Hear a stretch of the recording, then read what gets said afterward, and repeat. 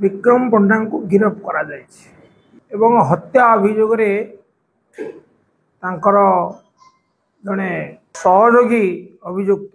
Abettor of crime कन्स्पिरेटर भाव में अभियुक्त करा गिरफ करा ये घटनार अनेक प्रश्न अच्छे अनेक सन्देह उपजुची। प्रथम सन्देह है बर्तमान निर्वाचन चली बीजेडी निर्वाचन मैदान अच्छी बर्तमान सुधा जहाँ तथ्य आसूची बीजेडी आगे अच्छी तेणु स्वाभाविक भाव में सरकारी दल ए व्यथित हो पड़ो एवं विक्रम पंडा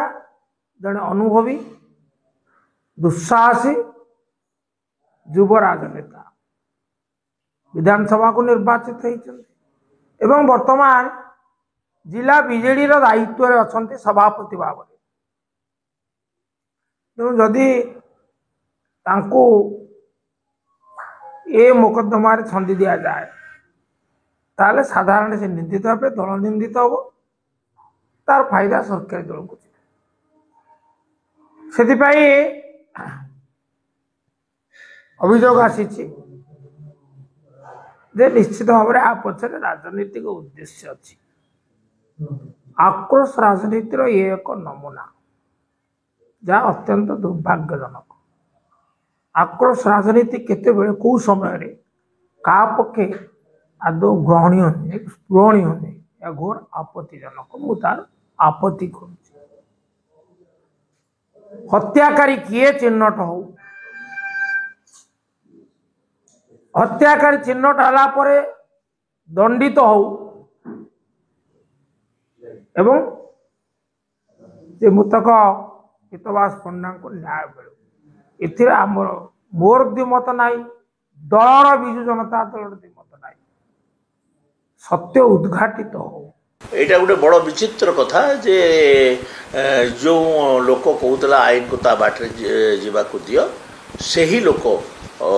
आज ताकर सुरक्षा पाई बाहरुची सेटा बड़ विचित्र कथा। गोटे कथा प्रथम कथा है नवीन पट्टनायक जितेबाला मुख्यमंत्री थिले सेतेबाला गोटे कथा कहते आईन ता बाटर जीव आबे आईन को कहीं बाटर जाई दौना